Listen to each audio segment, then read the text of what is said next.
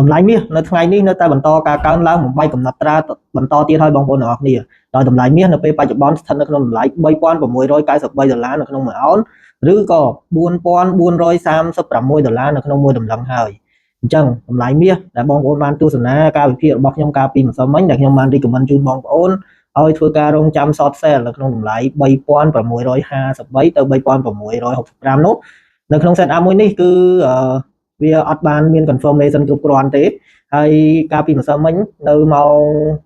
9 យប់ candlestick 4ម៉ោងមួយនេះក៏បានបិទដែរដែលវាបញ្ជាក់ថា candle នេះគឺ break out triangle pattern របស់យើងនេះអញ្ចឹងវាគឺបញ្ជាក់ពីទិសដៅការកើនឡើងទៅទៀតអញ្ចឹងសម្រាប់បងប្អូន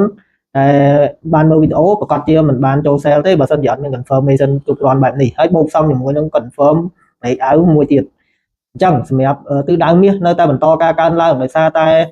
គោលនយោបាយរបស់លោក Donald Trump នៅតែជំរុញឲ្យធនាគារកណ្ដាលធ្វើការកាត់បន្ថយអត្រាការប្រាក់ហើយដែលគេសម្លឹងមើលទៅការកាត់បន្ថយអត្រាការប្រាក់នៅក្នុងថ្ងៃទី17 18ថ្ងៃស្អែកនេះគឺនឹងកើតឡើងជាពិតប្រាកដគ្រាន់តែក្នុងភាគរយចន្លោះពី25 basic point ទៅ50 basic point តែប៉ុណ្ណោះអញ្ចឹងសម្រាប់បងប្អូនដែលធ្វើការជួញដូរក្នុងវិស័យ forex ជាមួយឧបករណ៍និស្សិតបងប្អូនសូមប្រុងប្រយ័ត្ននៅមុនពេលនៃការចេញព័ត៌មាននេះយើងអាចធ្វើការជួញដូរដោយមានការកំណត់ហានិភ័យដាក់ stop loss និង TP ឲ្យបានត្រឹមត្រូវហើយសម្រាប់បងប្អូនដែលចង់សិក្សាស្វែងយល់បន្ថែមអំពីវិធីសាស្ត្រឬមួយក៏ការជួញដូរឧបករណ៍និស្សិតនេះយើងក៏មានជាក្រុម VIP ក៏ដូចជា public សម្រាប់ជួយ support បងប្អូនទៅលើព័ត៌មានទាន់ហេតុការណ៍បន្សាលបងប្អូនទៅលើ